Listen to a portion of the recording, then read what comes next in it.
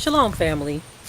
It never ceases to amaze me when I see certain news stories come across my email or shared on Facebook or however I see the source. It never ceases to amaze me when I see certain things because I think a large percentage of our people don't realize certain things are happening. So I like to be one of those who will share certain things so that you all can stay awake. You know, because sometimes we get to nodding off. As a people, we start nodding off. We go back to sleep and we want to forget that certain things are happening to us. But let me tell you something. When I see the kinds of things that are happening, I want to talk about them because I think we need to stay awake and aware. Now, there is a professor, a black female professor, who in solidarity wanted to wear her hijab. I don't know if I'm pronouncing that right, but it's a headdress that Muslims wear. It's just a headdress, okay? I'm wearing a turban. You see, you have people of other nations who wear turbans, okay? But that was enough for her to lose her job as a professor. They fired her. Now let me say this. It amazes me how these people seem to think that our clothing and accessories are dangerous to them. Whether it's a headdress, whether it's a hoodie, sagging pants, or whatever it is we're wearing. For some reason, they want to act like our clothing or accessories are dangerous to them. But last time I checked, the most dangerous hood in the hood was the KKK. Now their clothes have been proven to be dangerous to us. They wear their hoods, that means somebody might die. Now they have established a track record of that. But they want to pretend like someone wearing a hijab or a turban or a hoodie or sagging pants or any type of urban wear, any type of dashiki or any type of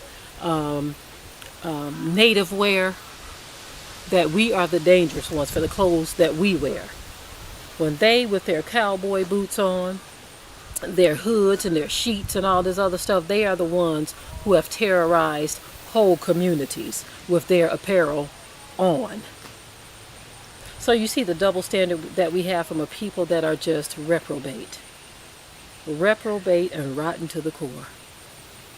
This woman loses her job because someone was offended by her headdress. It never ceases to amaze me. Check that story out, family.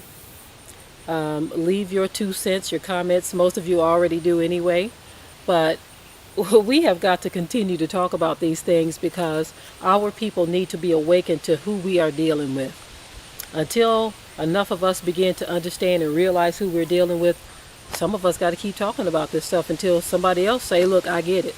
I get it, I know, and I understand, and I'm going to heed the warning. Because it is what it is, family. And I want to encourage all of you to continue to pray to bind the enemy, send him back to hell, cast him out, whatever it is you have to do, because the enemy is very busy. And he's not just busy in the Gentiles, he's also busy among these so-called Israelites.